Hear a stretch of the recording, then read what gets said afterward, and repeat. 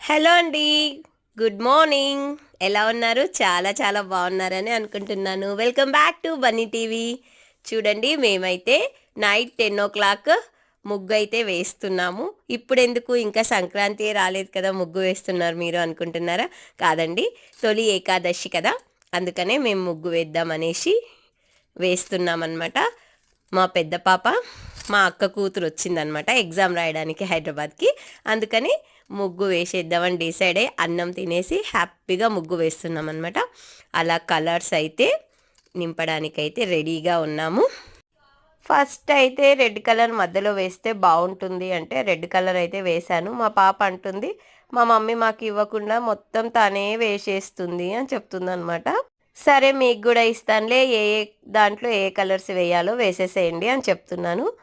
అంతలో ఇక మా హస్బెండ్ని తీసుకొని వచ్చేసాడు. బన్నీ బాబు ఊరుకుంటాడా?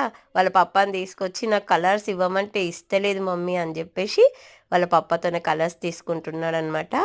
మొత్తానికైతే ముగ్గు ఇలా ఫినిష్ చేసామండి. కానీ ఏదో వెళ్తి అనిపించింది ఇలా చేసిన తర్వాత. మళ్ళీ మా అక్క కూతురు అంది, పిన్ని కొంచెం బార్డర్స్ వేద్దాము అంటే ఓకే అని చెప్పేసి అలా బార్డర్స్ వేసాము. అసలు మాటల్లో మర్చిపోయాను, ముగ్గు ఎలా ఉందో చెప్పనే లేదండి. తప్పకుండా కామెంట్ చేయండి ముగ్గు ఎలా ఉందో. ఓకేనా?